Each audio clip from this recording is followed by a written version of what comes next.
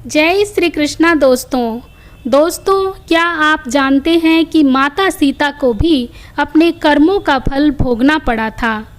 राम ने माता सीता को गर्भावस्था में त्याग दिया, यह तो सभी जानते हैं, लेकिन भगवान राम ने सीता का त्याग क्यों किया। माता सीता को भी अपने कर्मों का फल भोगना था, इसी कारण उन्हें ये दंड मिला। मिथिला नगरी में जनक राजवंश राज करता था। उन्हीं में से एक राजा सिरध्वज थे। एक बार यज्ञ के लिए वो जमीन खोद रहे थे। उसी समय वहाँ से एक छोटी कन्या निकलती है।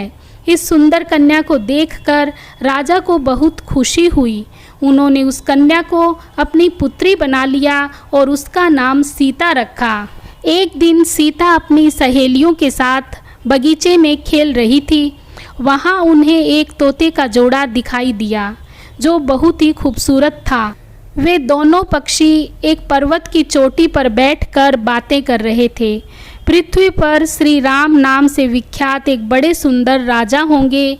उनकी महारानी का नाम सीता होगा। श्री राम सीता के साथ कई वर्षों तक राज करेगी। धन्य है वह जानकी देवी और धन्य है वह श्री राम। तोते की ऐसी बातें सुनकर सीता ने सोचा कि यह दोनों तो मेरे ही बारे में बातें कर रहे हैं। उन्हें पकड़कर मैं इनसे अपने जीवन से जुड़ी सारी बातें पूछ सकती हूँ। उन्होंने अपनी सहेलियों से इन दोनों पक्षियों को पकड़कर लाने को कहा। उनकी सहेलियाँ उस पर्वत पर गई और दोनों पक्षियों को पकड़कर ले आई। माता सीता उन पक्षियों से कहती है कि तुम दोनों बहुत सुंदर हो, देखो डरो नहीं, मैं तुम्हें कोई नुकसान नहीं पहुंचाऊंगी। तुम बस मुझे ये बताओ कि तुम कौन हो और कहाँ से आए हो। राम कौन है और सीता कौन है, तुम उनके बारे में कैसे जानते हो। माता सीता के पूछने पर दोनों पक्षी बताते हैं कि एक बहुत विख्यात महर्षि वाल्मीकि हैं। हम दोनों उन्हीं के आश्रम में रहते हैं। उन्होंने रामायण नाम का एक ग्रंथ लिखा है जिसका पाठ उन्होंने अपने शिष्यों को भी कराया है।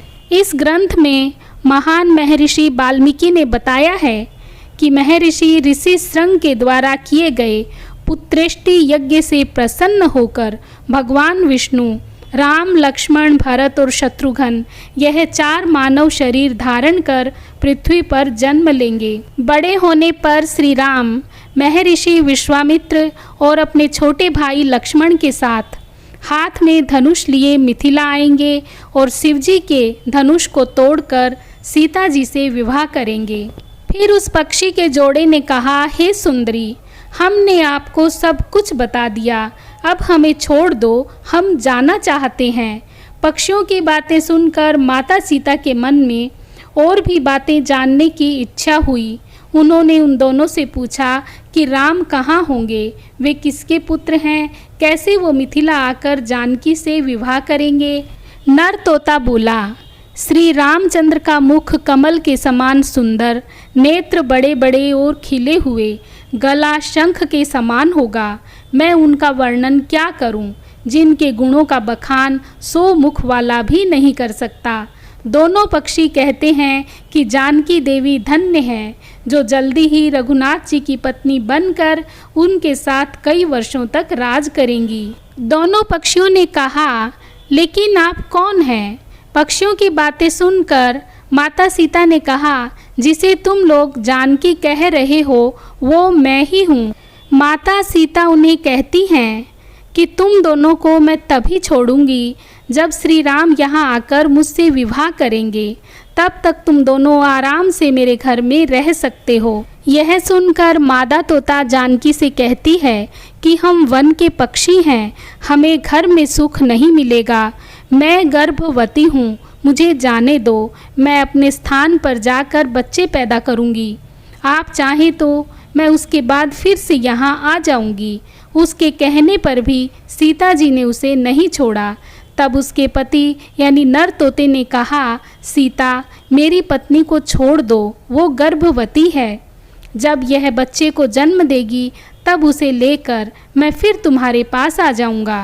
तब सीता माता ने कहा, तुम आराम से जा सकते हो, लेकिन यह मुझे बहुत पसंद है। तुम घबराओ नहीं, मैं इसकी अच्छे से देखभाल करूँगी। जब सीता ने उसे मादा तोते को छोड़ने से मना कर दिया, तब वो पक्षी दुखी हो गया। पक्षी दोबारा सीता जी से निवेदन करता है कि मैं अपनी पत्नी के बिना जिंदा नहीं रह सकता, इसलिए इसे छोड़ दो। माता सीता, तुम बहुत अच्छी हो, मेरी प्रार्थना मान लो। इस तरह उसने बहुत समझाया, लेकिन सीता ने उसकी पत्नी को नहीं छोड़ा। तब मादा पक्षी ने क्रोध से सीता को श्राप दिया कि अरे, जिस प्रकार तू मुझे इस समय अपने पति से अलग कर रही है, वैसे ही तुझे भी स्वयं गर्भवती की अवस्था में श्री राम से अलग होना पड़ेगा। कुछ दिन बाद पति से बिछड़ने के दुख में मादा पक्षी के प्राण निकल गए। पत्नी की मौत हो जाने पर नर पक्षी दुखी हो गया। फिर वह सीता जी से बोला कि मैं मनुष्यों से भरी श्री राम की नगरी अयोध्या में जन्म लूँगा। मेरे ही कारण तुझे पति के वियोग का दुख उठाना पड़ेगा। तोते ने भी अपने प्राण त्याग दिए।